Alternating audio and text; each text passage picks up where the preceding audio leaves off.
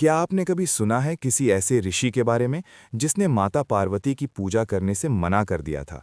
एक ऐसी जिद जिसने पूरे कैलाश को हिला दिया और फिर भगवान शिव को खुद हस्तक्षेप करना पड़ा। आखिर कौन थे वो ऋषि और उन्हें तीसरा पैर क्यों मिला? आइए सुनते हैं महर्षि भृंगी की अद्भुत कथा।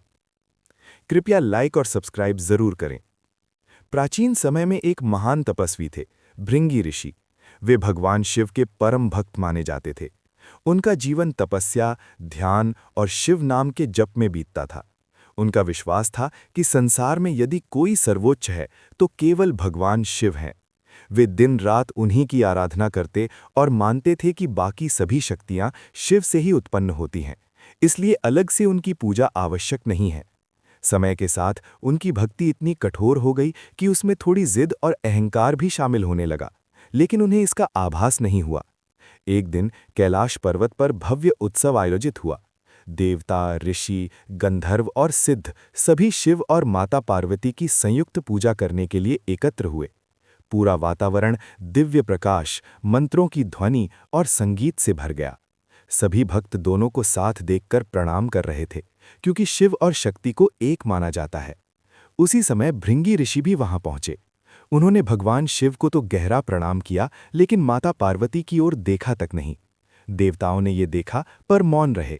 जब परिक्रमा का समय आया तो सभी भक्त शिव और पार्वती दोनों की साथ साथ परिक्रमा करने लगे, लेकिन भृंगी ऋषि ने केवल शिव की परिक्रमा करनी चाहिए। माता पार्वती ने शांत स्वर में उनसे पूछा, ऋषिवर, आप हमें छोड़कर केवल शिव की परिक्रमा क्यों कर रहे हैं? भृंगी ऋषि ने दृढ़ स्वर में उत्तर दिया, मेरे लिए केवल शिव ही पूर्ण है। मैं सिर्फ उन्हीं की पूजा करता हूं। ये सुनकर पूरा कैलाश कुछ क्षण के लिए शांत हो गया। माता पार्वती ने समझाया कि शिव और शक्ति अलग नहीं है। बिना शक्ति के शिव भी अधूरे हैं, जैसे बिना ऊर्जा के शरीर निष्प्राण हो जाता है। लेकिन भृंगी ऋषि अपनी बात पर अडिग रहे।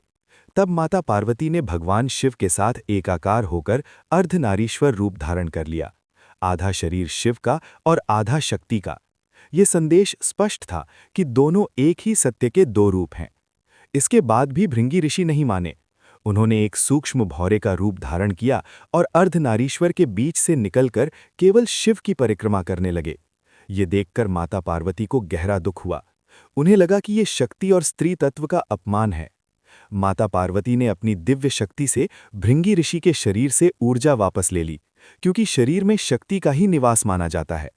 अचानक भृंगी ऋषि का शरीर कमजोर होकर कंकाल जैसा हो गया। वे खड़े भी नहीं रह सके और गिर पड़े।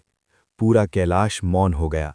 देवताओं को समझ नहीं आ रहा था कि ये भक्ति है या हठ।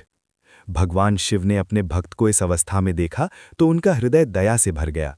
उन्होंने भृंगी ऋषि को आशीर्वाद दिया और उन्हें तीसरा पैर प्रदान किया, ताकि वे संतुलन बनाकर खड़े रह सकें।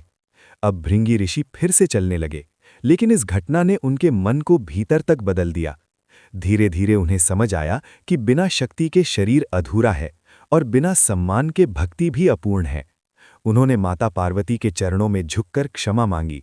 माता पार्वती ने मुस्कुराकर उन्हें आशीर्वाद दिया और कहा कि सच्ची भक्ति वही है जिसमें संतुलन, सम्मान और समर्पण हो। उस दिन से भृंगी ऋषि ने शिव और शक्ति दोनों की संयुक्त आराधना शुरू कर दी। उनकी कथा आज भी हमें ये सिखाती है कि जीवन में संतुलन सबसे जरूरी है, चाहे वो भक्ति हो, संबंध हो या सोच। शिव और शक्ति एक ही सत्य के दो पहलू हैं और एक के बिना दूसरा अधूरा है। अगर आपको ऐसी रहस्यमयी और प्रेरणादायक कथाएं पसंद आती हैं तो वीडियो को लाइक करें और चैनल को सब्सक्राइब करना ना भूलें।